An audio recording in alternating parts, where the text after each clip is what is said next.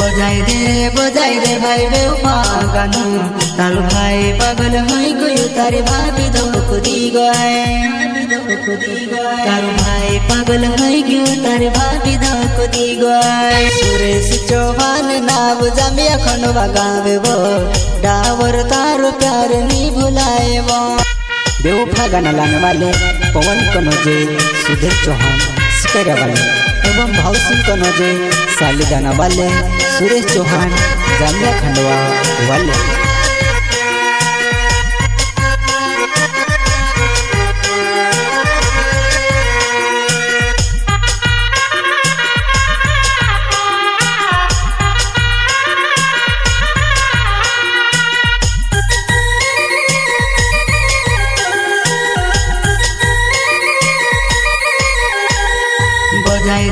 बजाई दे भाई बेवफा गाना तारू भाई पागल होई गयो तारे भाभी धोख दी गए तारू भाई पागल होई गयो तारे भाभी धोख दी गए।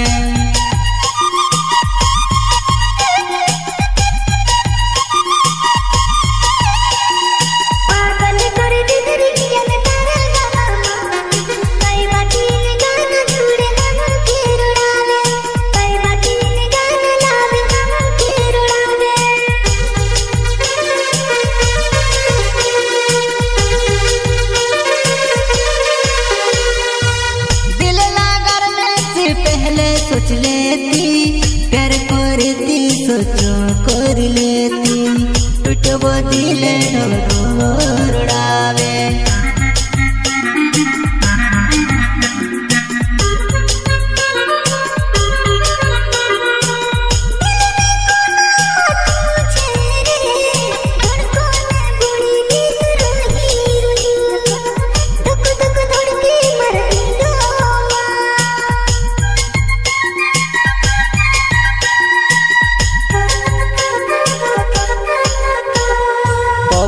कनौज नाम शिकारिया मारो गावे वो जानोड़ी तारो प्यार में से नहीं भुलाए वो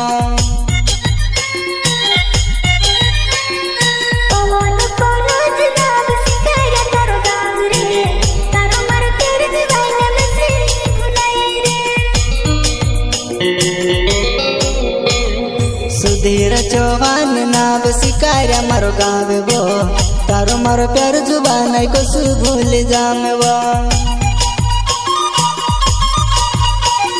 सुधीर चौहान नाम शिकारिया तारो गावे तारो मारो प्यार जुबान में से नहीं भुलाए रे।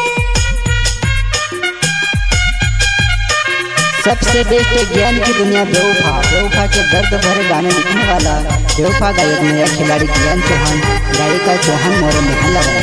यूट्यूब चैनल ज्ञान की दुनिया बेवफा। हमारे गाने अच्छे लगे तो बनवाने के लिए संपर्क जरूर करें। Mobile number 84 500 512 78। तेरे 4 दिन के प्यार से मुझे जिंदगी भर का दर्द मिला, जानू बेवफा इतना बता दे मुझे छोड़ के तुझे क्या मिला। बजाई दे भाई बेवफा गाना तारू भाई पागल होई गयो तारे भाभी धोख दी गए तारू भाई पागल होई गयो तारे भाभी धोख दी गए।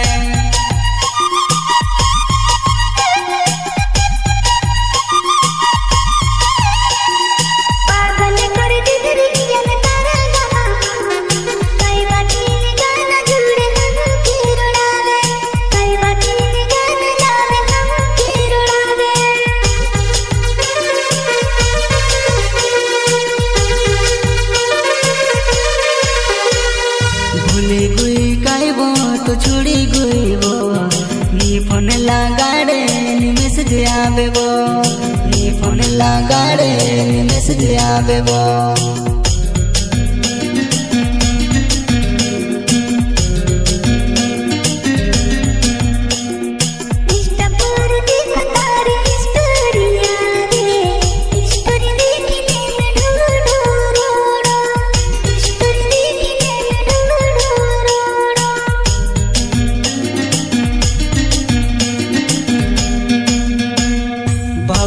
कनौज नावे साली दाना मारो गावे वो जानोड़ी तारो प्यार को सु भूलवा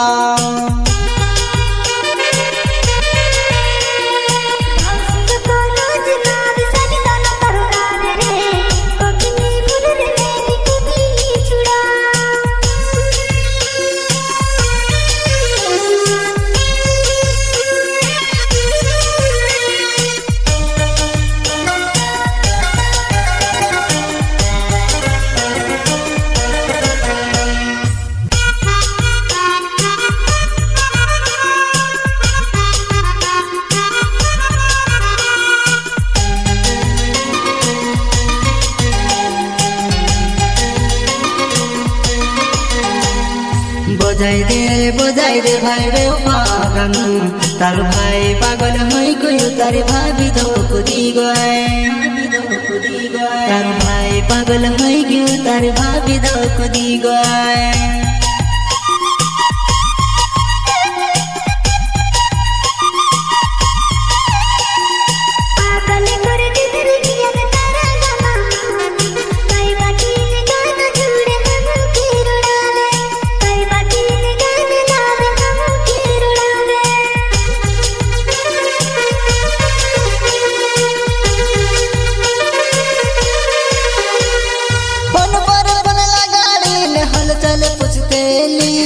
सदा खुश रोज करने में से कोतेली कहाँ कोई दोया तार कहाँ रोड़ाई गई वो कहाँ कोई दोया तार कहाँ रोड़ाई गई वो कहाँ कोई दोया तार कहाँ रोड़ाई गई वो कहाँ कोई दोया तार कहाँ रोड़ाई गई वो